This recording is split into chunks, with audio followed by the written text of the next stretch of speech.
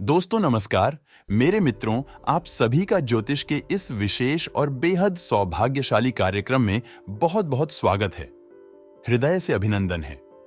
हम आपको डराना नहीं चाहते हैं, लेकिन यह चेतावनी देते हैं कि जितनी जल्दी हो सके उतनी जल्दी बंद कर दो ये 5 काम। जी हाँ दोस्तों, क्योंकि आपके जीवन में जितनी भी परेशानियां हैं, जितने भी कष्ट हैं, उन परेशानियों में कहीं ना कहीं इन 5 कामों का बहुत बड़ा योगदान है और आप जाने अनजाने इन 5 गलतियों को लगातार दोहराते चले जा रही है, जिसकी वजह से आपके ऊपर किसी भी प्रकार की दैवीय कृपा अपना सकारात्मक प्रभाव नहीं छोड़ पा रही है। जी हाँ दोस्तों, हम आपकी जानकारी के लिए बता दें कि आपके जीवन काल में जो अभी परेशानियां चल रही हैं, उनका सबसे बड़ा कारक ग्रह कौन सा है। हालांकि हम अपने पिछले वीडियोस में भी इस विषय पर बात कर चुके हैं और किसी विषय को हम आगे बढ़ाएंगे, लेकिन इससे पहले हम आपको 5 ऐसी गलतियां बताना चाहेंगे जिन्हें आपको भूलकर भी नहीं दोहराना है, अन्यथा आपके जीवन में कभी कोई सकारात्मक बदलाव आएगा ही नहीं, क्योंकि जाने अनजाने आप स्वयं ही अपने आसपास के वातावरण में नकारात्मकता को भरते जा रहे हैं। यह कहे कि आप नकारात्मकता को आकर्षित कर रहे हैं। आज की इस वीडियो में आपके जीवन से जुड़े हर एक विषय को विस्तार से बताया जाएगा और उससे भी ज्यादा महत्वपूर्ण आपके द्वारा की जाने वाली 5 बहुत ही भयानक गलतियों के बारे में चर्चा की जाएगी। दोस्तों, इंसान का स्वभाव ही कुछ इस प्रकार होता है कि उसे अपने द्वारा किए गए अच्छे कार्य तो तुरंत समझ में आ जाती है, लेकिन अपनी गलतियां उसे कभी दिखाई नहीं देती हैं। लेकिन आप यकीन मानिए कि यही गलतियां आपको धीरे धीरे बर्बाद कर रही होती हैं। इसीलिए जिस इंसान को अपने जीवन में बड़े बदलाव लाने हैं, कामयाब होना है, या यूं कहें कि जीवन को सर्वोच्च शिखर पर ले जाना है, उस इंसान का यह मूल स्वभाव बन जाता है कि वह सबसे पहले अपनी गलतियों को ढूंढ ढूंढ कर निकालता है और उन्हें समाप्त करता जाता है। लेकिन दोस्तों, ये एक कठिन कार्य है, क्योंकि हमें स्वयं तो अपनी गलतियां कभी दिखाई देती नहीं है, तो कोई हमारा शुभचिंतक, कोई हमारा मित्र हमें हमारी गलतियां बताता है तो हमें थोड़ा सा ध्यान देना चाहिए और सतर्क हो जाना चाहिए। आज का यह वीडियो आपका बहुत बड़ा शुभचिंतक बनने जा रहा है, क्योंकि इस वीडियो में आपके द्वारा की जाने वाली ऐसी 5 गलतियों के बारे में चर्चा की जाएगी जो आपके आसपास की ऊर्जा को खराब कर रही हैं, आपके सकारात्मक पहलू को समाप्त कर रहे हैं और आपकी ओर नकारात्मक ऊर्जा को आकर्षित कर रही हैं। इसी के साथ साथ वीडियो के अंत में हम आपको एक ऐसा योग बताएंगे जो आपके जीवन में एक बहुत बड़ा बदलाव ला सकता है, आपको रातों रात करोड़पति बना सकता है। लेकिन इस योग का पूरा लाभ उठाने के लिए आपको कुछ ऐसे कार्य करने होंगे जिनसे इस युग की प्रबल शक्ति आपको पूर्ण रूप से लाभ प्रदान करेगी। तो वीडियो को पूरा देखें, शुरू से लेकर अंत। वीडियो में बताई गई हर एक बात को ध्यान से समझने की कोशिश करें, क्योंकि यह वीडियो केवल और केवल आपके लिए बनाया गया है, आपकी समस्याओं को ध्यान में रखते हुए बनाया गया है। दोस्तों, यकीन मानिए, इस तरह के वीडियो बनाने के लिए बहुत मेहनत लगती है, बहुत सारा अध्ययन करना पड़ता है, तब कहीं जाकर सारूप में आपको ज्ञान प्रदान करना पड़ता है। इस सब मेहनत के बदले में हम बस आपसे यह चाहते हैं कि आप वीडियो को पूरा देखें और वीडियो में बताई गई बातों को समझकर अपने जीवन में उपयोग करें, जिससे आपके जीवन में खुशहाली आए। और यदि आपके जीवन में थोड़ा बहुत भी बदलाव आ जाता है तो हम समझेंगे कि हमारी मेहनत सफल हो गई, मां भद्रकाली के लिए हमारी भक्ति सफल हो गई।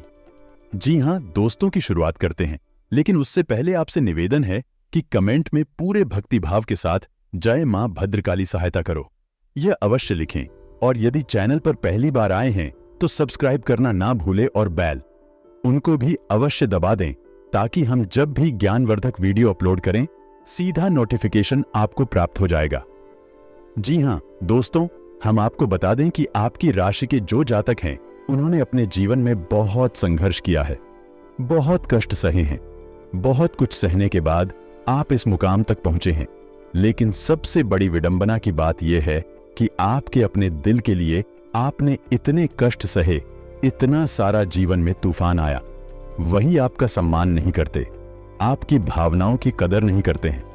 लेकिन हम जानते हैं कि मुसीबतों से कैसे लड़ना है, मुसीबतों में कैसे डटकर खड़े रहना है। यह अगर सीखना है तो कोई आपसे सीखे। जी हां दोस्तों, और आपने अपने जीवन में जो कष्ट सही हैं, और मैं आपका हित कम और आपके अपने लोगों का हित अधिकता, यही आपने दूसरों के लिए भी कई बार मुसीबतों को मोड़ लिया है, कई बार परेशानियों में पड़ गए हैं। लेकिन दोस्तों, हम आपको बता दें कि आपकी एक बहुत बड़ी खूबी यह रही है कि चाहे आपके जीवन में कितनी ही परेशानियां आई हो, कितना ही संघर्ष रहा हो, लेकिन आपने कभी भी गलत का साथ नहीं दिया है। जी हां दोस्तों, ना तो आपने कोई अन्याय या अनुचित अपने जीवन में कभी किया है और ना ही किसी गलत कार्य का साथ दिया है। शायद इसी वजह से ईश्वर आपसे हमेशा प्रसन्न रहती है। और हम आपको बता दें कि आपके जीवन में चाहे कितनी ही मुसीबतें आ जाएं, लेकिन अंततः बहुत ही सुंदर होता है, यानी अंत में जीत आपकी ही होती है। जी हां दोस्तों, तो अब आप ध्यान से सुनिए कि कौन सी है वह 5 महाभयानक गलतियां हैं जिन्हें आप जाने अनजाने लगातार दोहराते चली जा रही हैं, जिसकी वजह से आपके जीवन में परेशानियां आकर्षित हो रही है। तो ध्यान से सुनिए। सबसे पहली गलती है जो अक्सर हर एक जातक करता ही रहता है, और वह यह है कि आप लोगों के घरों में आपके जो मृत रिश्तेदार हैं उन फोटो तो होती ही है, लेकिन कुछ जातक उन फोटो को अपने पूजा घर में भगवान के बगल से रख देते हैं, जो कि बहुत ही गलत है। आपको अपने किसी भी मृत रिश्तेदार की फोटो अपने पूजा घर में नहीं रखनी है, और ना ही अपने पूजा घर के ठीक सामने लगानी है या नहीं। भगवान के सामने भी नहीं लगानी है और भगवान के साथ भी नहीं रखनी है। ऐसा करके आप ना केवल अपने जीवन में परेशानियों को आकर्षित कर रहे हैं, बल्कि अपने मृत पूर्वजों और रिश्तेदारों को भी आप परेशान कर रही हैं। ऐसी स्थिति में उनका तरण तारण कभी हो नहीं सकता और उन्हें प्रीत बनकर ही भटकना पड़ेगा। इस बात का स्पष्ट प्रमाण हमारे शास्त्रों में लिखा हुआ है। तो आपको अपनी किसी मृत रिश्तेदार की यदि फोटो लगानी है तो आप अपने घर के ड्राइंग रूम में लगा सकते हैं, अपनी बैठक में लगा सकती हैं, लेकिन अपनी पूजा घर से दूर रखें। इसी के साथ साथ दोस्तों, कुछ लोग ऐसा करते हैं कि अपने पूजा घर में जो फूल चढ़ाते हैं, फूलों को बाद में वही पड़ा हुआ छोड़ देते हैं, और अगले दिन जब पट खोले जाते हैं या नहीं, पूजा घर के दरवाजे खोले जाते हैं तो भी पुष्प वहीं पड़े रहते हैं। दोस्तों, ऐसे पुष्पा से उस पर कहती हैं, मृत्यु का सूचक होते हैं।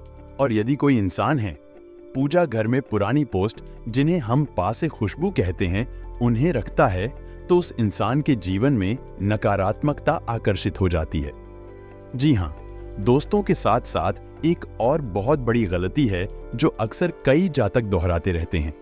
वह यही होती है कि जो उनके पूजा घर में दीपक होता है, उस दीपक में जो बातें होती है जब दीपक जल चुका होता है। अक्सर जातक ऐसा करती हैं कि अगले दिन की पूजा में उस बाती को उठाकर कहीं बगल में रख देते हैं और दोबारा से उसमें नई बातें लगाकर दीपक को प्रज्वलित कर देते हैं, जो कि बहुत ही गलत है। जब एक बार दीपक जलकर बुझ जाता है, यह समाप्त हो जाता है, तो वह अशुद्ध हो जाता है। उसके बाद उस दीपक को पुनः धोकर शुद्ध और पवित्र करके फिर इस्तेमाल करना चाहिए। तभी आपके जीवन में सकारात्मकता आकर्षित होगी। इसी के साथ साथ दोस्तों, दीपक को लेकर कुछ और नियम है जो आपको बता देते हैं। जैसे कि जब आप दीपक प्रज्वलित करते हैं और आपके मन में कामना है कि आपके घर में मां लक्ष्मी का आगमन हो, मां लक्ष्मी का वास हो, यानी आपकी रुपए पैसे की परेशानी दूर हो जाए, तो आपको दीपक की जो बात ही है उसका मुख उत्तर दिशा की ओर रखना चाहिए। ठीक इसके विपरीत कुछ जातक दीपक की बाती का मुख दक्षिण दिशा की ओर करके जला देती है, जो कि बहुत ही भयानक गलती है, क्योंकि दिशा में यम का वास होता है और इस तरह आप अपनी और मृत्यु को आकर्षित कर लेते हैं। यानी आप दक्षिण मुखी दीपक यदि जलाते हैं तो आपके घर में भयंकर से भयंकर रोग आएंगे, परेशानियां आएंगे और अंतहीन संकटों की बाढ़ आ जाएगी। जी हां दोस्तों, अब कुछ लोगों के मन में यह प्रश्न आ रहा होगा कि क्या एक दीपक जला लेने से इतना सब कुछ हो सकता है, यानी कि महाभयानक संकट आ सकते हैं। तो दोस्तों, आप जब एक दीपक जलाकर भगवान को प्रसन्न कर सकते हैं, जो इस सृष्टि को चला रहे हैं, उन्हें खुश कर सकते हैं, तो फिर उसी दीपक भयानक से भयानक संकटों को आकर्षित क्यों नहीं कर सकती। सब कुछ विधि विधान से निर्धारित किया जाता है। इसीलिए हमारे शास्त्रों में कहा गया है कि पूजा विधि विधान के साथ ही की जानी चाहिए। जिस पूजा पाठ में विधि विधान नहीं होता, उस पूजा पाठ का फल नकारात्मक प्राप्त होता है। जी हां दोस्तों, अब हम आपको बता रहे हैं कि कौन सी वही दूसरी गलती है जो लगातार करती चली जा रही है। दोस्तों, कुछ लोगों की आदत होती है कि जब तक उनकी जेब खाली नहीं हो जाती भी लगातार खर्च करते रहते हैं। यही आदत उन्हें परेशानी में डालती रहती है, यानी कि आपको इस आदत को छोड़ना होगा। कहने का मतलब यह है कि आपको अपनी जेब में, अपने पर्स में रुपए हमेशा रखने होंगे। कभी भी अपने पर्सों को पूर्ण रूप से खाली ना करें, और यही नियम आपके घर में जहां आप रुपए कैसे रखते हैं, चाहे कोई अलमारी हो, लॉकर हो या फिर कोई तिजोरी हो, उसमें भी लागू होता है। यानी आपको अपने घर का लॉकर भी पूर्ण रूप से खाली नहीं करना है। उसमें 10, 20, 50 एक कोई भी सिक्का, कोई भी नोट अवश्य रखें, और अपने पर्स में भी पूर्ण रूप से कभी रुपए खाली ना होने दें। उसमें भी एक आदमी रखें निश्चित तौर पर, क्योंकि जब आप रुपए पैसे रखने की जगह पर ही रुपए पैसे को नहीं रहने देंगे या नहीं, उसे बार बार खाली करते रहेंगे, तो निश्चित तौर पर वहां से माता लक्ष्मी चली जाएगी। याद रखें कि माता लक्ष्मी की सगी बहन दरिद्रता है, और उन्हें भगवान विष्णु से यह आशीर्वाद प्राप्त है कि जिस जगह पर मां लक्ष्मी नहीं होंगे वहां दरिद्रता अपने आप भासकर किसी के निमंत्रण की आवश्यकता नहीं है। जब आप अपना पर्स अपनी तिजोरी में शेयरों पर पूरी तरह से हटा देते हैं, यानी माता लक्ष्मी को पूर्ण रूप से निकालकर बाहर कर देते हैं, तो जगह खाली हो गई और उस खाली जगह में दरिद्रता का वास हो गया। और दोस्तों, इसमें डराने वाली बात यह है कि हमारे शास्त्रों में माता लक्ष्मी को चंचला कहा गया है, यानी माता लक्ष्मी का स्वरूप चंचल है, स्थान पर तैरती नहीं है, लेकिन इसके विपरीत उनकी बहन दरिद्रता का रूप स्थायित्व है, यानी कि जहां एक बार दरिद्रता का वास हो गया वहां से फिर भी वापस नहीं जाती है। बहुत ही मुश्किल होता है उन्हें बाहर। इसीलिए आपने अक्सर यह देखा होगा कि जो इंसान दरिद्र होता है, यानी कि हमेशा पैसे रुपए के लिए परेशान रहता है, उसकी परेशानी बड़ी है, मुश्किल से दूर होती है या नहीं। रुपए पैसे की आवक उसके पास बड़ी मुश्किल से शुरू होती है, क्योंकि जिसके जीवन में दरिद्रता का वास हो गया, बड़ी मुश्किल से बड़ी ही परेशानियों के साथ दरिद्रता उसका पीछा छोड़ दी है। इतना आसान नहीं है, तो आपको अपने घर में, अपने जीवन में दर्द आपको आमंत्रित नहीं करना है। भूल से भी यह गलती नहीं करना है। अब हम आपको तीसरी गलती बताने जा रहे हैं। दोस्तों, बहुत से जातक ऐसे होते हैं जो अपने घर में देवी देवताओं की मूर्तियों को या उनकी तस्वीरों को सजावटी सामान के तौर पर प्रयोग करते हैं। दोस्तों, यह बहुत ही गलत है, हमारे शास्त्रों में वर्जित है। अब बहुत से जातक एक और बहुत बड़ी गलती कर जाती है।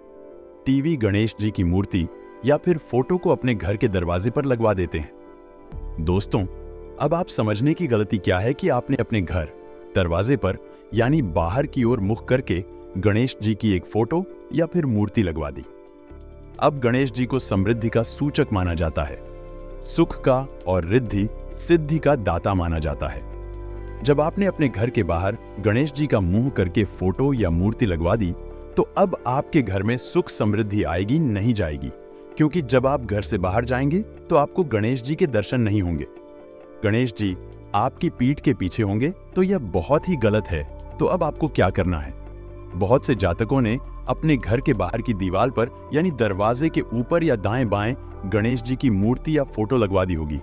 अब वह तो हटेगी नहीं, तो अब आपको क्या करना है कि ठीक वैसी ही मूर्ति या फोटो दीवार के इस तरफ, यानी घर के अंदर की तरफ भी आप लगवा दें। उसी फोटो या मूर्ति के पीछे, यानी मूर्ति या फोटो की पीठ से भी टपक जानी चाहिए, लग जानी चाहिए। तो अब आप जब भी घर से बाहर निकलेंगे तो आपको गणेश जी के दर्शन होंगे, यानी सुख समृद्धि आपके घर में आने लगेगी। जी हां दोस्तों, कुछ जातक तो यही भी करते हैं कि जो भी देवी देवताओं की मूर्तियां उनकी पूजा घर में खंडित हो जाती हैं, उन्हें भी सजावटी सामान के तौर पर घर में इधर उधर अलमारियों में रख देते हैं। यह भी बहुत गलत है, क्योंकि खंडित मूर्ति अशुभ संकेत देती है, नकारात्मकता को आकर्षित करती है। इस मूर्ति या फोटो को आपको बहते हुए जल में विसर्जित करना चाहिए, ना कि अपने घर में रखना चाहिए। एक और बात ध्यान दें कि आपको किसी भी देवी देवता की मूर्ति या फोटो को सजावटी सामान के तौर पर प्रयोग नहीं करना चाहिए। यह हमारे शास्त्रों में वर्जित है और हमारे देवी देवताओं का अपमान भी है और एक और गलती अक्सर जातक कर जाते हैं कि देवी देवताओं की मूर्ति या फिर फोटो अपने बेडरूम में लगा लेते हैं, यानी अपने शयन कक्ष में लगाते हैं। यह भी बहुत ज्यादा गलत है। हम जहां सोते हैं वहां किसी भी देवी देवताओं की फोटो नहीं होनी चाहिए। लेकिन दोस्तों, कुछ लोग ऐसी सलाह दे देते हैं कि अपने बेडरूम में राधा कृष्ण की फोटो लगाई है, यह मूर्ति लगाई है, यह प्रेम का प्रतीक है। जी हां दोस्तों, यह बात सत्य है। देवी देवताओं की तू राधा कृष्ण भी आते हैं तो हम आपको यह सलाह देंगे कि आप राधा कृष्ण की फोटो लगाने के बजाय मोर पंख या बांसुरी की फोटो अपने बेडरूम में लगाइए, क्योंकि यही भी भगवान श्री कृष्ण और राधा का प्रतीक है और प्रेम का प्रतीक है। तो आप फोटो लगाने से जितना हो सके उतना बच्चे अपने बेडरूम में कोई भी देवी देवता की फोटो ना लगाएं। यदि आपको लगाना ही है तो आप उनके प्रति जनों को लगा दें। भगवान श्री कृष्ण के लिए आपको बांसुरी की फोटो लगा दें या फिर मोर पंख रख लें, यही आपके लिए सर्वोत्तम होगा। जी हां दोस्तों, अब चौथी गलती के बारे में बात करते हैं और यह आपको आश्चर्य में डाल देगा। कभी कभी आपने देखा होगा कि बहुत सारे जातक ऐसा करते हैं कि अपना नया घर बनवाते हैं या नई गाड़ी खरीदते हैं, या बस यूं ही उनका घर सुंदर है या कुछ गाड़ी वगैरह सुंदर है तो उसके ऊपर एक भयानक से चेहरे को लगा देते हैं, या फिर एक मटकी को काला रंग कर और उसके ऊपर भूत प्रेत की शक्ल बनाकर लगा देते हैं। लोगों पर शायद ऐसा मानना है कि इससे उनके मकान को नजर नहीं लगेगी, उनके सामान को नजर नहीं लगेगी। कुछ लोग तो चप्पल जूते भी लटका देते हैं। अब आप ध्यान से सुनिए कि गलती क्या है। दोस्तों, आपने अपने घर के दरवाजे के ऊपर ऐसी भयानक मूर्ति फोटो को लगा दिया या प्रतिकूल लगा दिया है जो कि नकारात्मकता का सूचक है और आपकी प्रवेश द्वार के ठीक ऊपर लगा हुआ है, तो अब ऐसे में आपके घर में सकारात्मकता तो आएगी नहीं। किसी भी हालत में नहीं आई कि केवल नकारात्मकता ही आपके घर में प्रवेश करेगी। दोस्तों, हमारे धर्म शास्त्रों में इस बात का कहीं कोई प्रमाण नहीं मिलता है कि हमें अपने घर के बाहर नजर से बचाने वाली इन चीजों का प्रयोग करना चाहिए। यह रिवाज, यह प्रचलन पता नहीं कहां से शुरू हो गया। अब आप हमारे धर्म शास्त्रों की ओर ध्यान दीजिए। भगवान श्री हरि विष्णु के दरवाजे पर गरुड़ का वास होता है। भगवान श्री राम के दरवाजे पर स्वयं हनुमान जी का वास होता है। भगवान भोलेनाथ के दरवाजे पर नंदी का वास होता है। तो हमारी धर्म शास्त्रों में तो ऐसा कहीं नहीं बताया गया कि आपको इस प्रकार के नकारात्मक नजर बट्टू का इस्तेमाल करना चाहिए, और जब हम ऐसा करते हैं तो हम अक्सर खुद को परेशानियों में डाल लेते हैं। जी हां दोस्तों, तो अब आपको यह मन में प्रश्न उठ रहा होगा कि नजर से बचने के लिए, दोस्तों नजर से बचने के लिए कई नजर रक्षा यंत्र बाजार में मिलती है। आप उन्हें ले सकते हैं, और यदि आप उन्हें नहीं लेना चाहते हैं तो आप किसी मंदिर में जाइए और मंदिर में जो झंडे लगे रहते हैं जिसे हम ध्वजा कहते हैं, आप उस ध्वजा को लाकर अपने घर के ऊपर लगा दीजिए। जी हां दोस्तों, यदि मंदिर में आपको ध्वजा नहीं मिलती है तो आप लाल रंग की एक भुजा खुद बनाई है और उसे मंदिर में अर्पित करिए, और दूसरे दिन उस ध्वजा को अपने घर के ऊपर लाकर लगा दीजिए। वह पूर्ण सकारात्मकता का प्रतीक होगा और ईश्वर आपके घर में प्रवेश कर जाएंगे। आपने महाभारत का वह वर्णन तो सुना ही होगा कि जब भगवान श्री कृष्ण ने हनुमान जी को विराजमान होने के लिए कहा तो हनुमान जी अर्जुन के रथ की ध्वजा के ऊपर विराजमान हो गए थे। यानी हमारे धर्म में ध्वजा को देवी देवताओं का प्रतीक माना जाता है, इसीलिए हमारे मंदिरों के ऊपर शिखर पर ध्वजा समर्पित की जाती है। देवताओं को अर्थ जाती है तो आपको भी ऐसा ही करना है। इन नकारात्मक नजर भक्तों से आपको दूर रहना है। अब 5वीं गलती सुनिए। दोस्तों, यह सुनने में आपको थोड़ा अजीब लग सकता है क्योंकि यह आपका निजी विचार है, लेकिन आपको इसकी जानकारी होना बहुत आवश्यक है। कुछ जातक ऐसी होती हैं जो स्नान करते समय पूर्ण रूप से निर्वस्त्र हो जाते हैं, जो कि बहुत ही खतरनाक है। इससे उनके ऊपर बहुत भयानक पितृ दोष लगता है। दोस्त, हमारे शास्त्रों में ऐसा वर्णित है कि हमारे मित्र जब हम स्नान करते हैं उस समय हमारे वस्त्रों से टपकने वाले पानी को स्वयं ग्रहण करते हैं, और जब हम पूर्ण रूप से निर्वस्त्र होकर स्नान करती हैं तो हमारी फिक्र हमसे नाराज हो जाते हैं और पितृदोष हमें लगता है तो आपको निर्वस्त्र होकर स्नान नहीं करना है। जी हां दोस्तों, वैसे तो यह आपका निजी विषय है, लेकिन हमारे शास्त्रों में हर एक विषय को बड़ी ही खूबसूरती से और गहराई से बताया गया है। समझाया गया है। आपको इसकी जानकारी होनी बहुत ही आवश्यक है। अब बात करते हैं कि कुछ जातकों ने पूछा था कि छायादान कैसे करते हैं। तो ध्यान से सुनिए कि छायादान क्या है और कैसे किया जाता है, और छायादान करने का सर्वोत्तम समय क्या है। दोस्तों, आपको छायादान सूर्यास्त के बाद ही करना चाहिए, क्योंकि वह है छाया काल ही माना जाता है। आपको शनिदेव के मंदिर में जाना है। शनिवार के दिन रात में, यानी कि 8 o'clock या 9 o'clock बजे के आसपास आपको मंदिर में जाना है। वहां शनिदेव का पूजन अर्चन करना है और उसके बाद एक मिट्टी का बड़ा दीपक लेना है।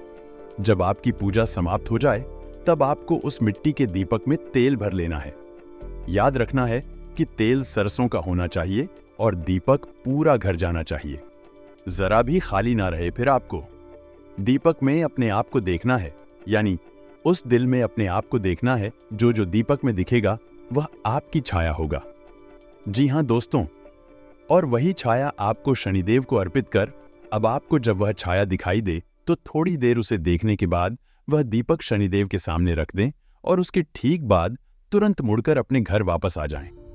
किसी से कोई बात ना करें, रास्ते में कहीं भी रोके ना और पीछे मुड़कर भी नहीं देखें, और घर आने के बाद सीधा स्नान करके शुद्ध हो जाएं, पवित्र हो जाए। इसे छायादान कहा जाता है।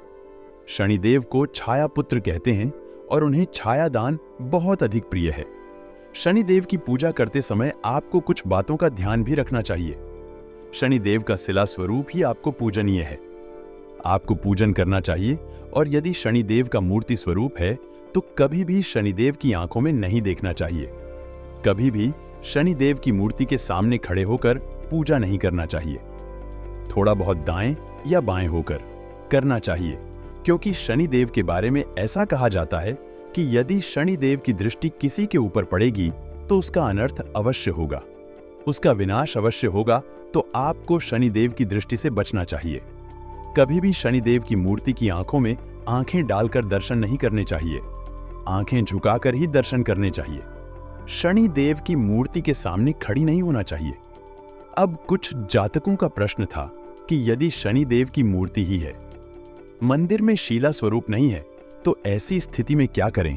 तो दोस्तों, हम आपको बता दें कि ऐसी स्थिति में आपको पीपल के वृक्ष के नीचे जाना चाहिए और उसे ही शनिदेव का प्रतीक मानकर पूजना चाहिए, और वही आपको दीपक जला देना चाहिए।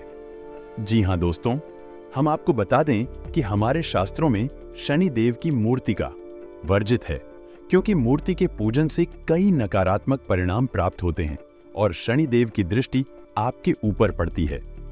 शनिदेव की मूर्ति के विषय में यही भी वर्णन मिलता है कि हमें कभी भी अपने घर में शनिदेव की मूर्ति नहीं रखनी चाहिए, ना ही शनिदेव से जुड़ा कोई प्रतीक रखना चाहिए, यानी शिला स्वरूप हो चाहे मूर्ति स्वरूप हो, हमें अपने घर में नहीं रखना चाहिए। और ना केवल शनि देओल, बल्कि कई और ऐसी मूर्तियां हैं जिन्हें भूले से भी हमें अपने घर में नहीं रखना चाहिए, वरना हमारा बहुत बड़ा अनर्थ हो जाता है, यहां तक कि हम मृत्यु तक को आकर्षित कर लेते हैं।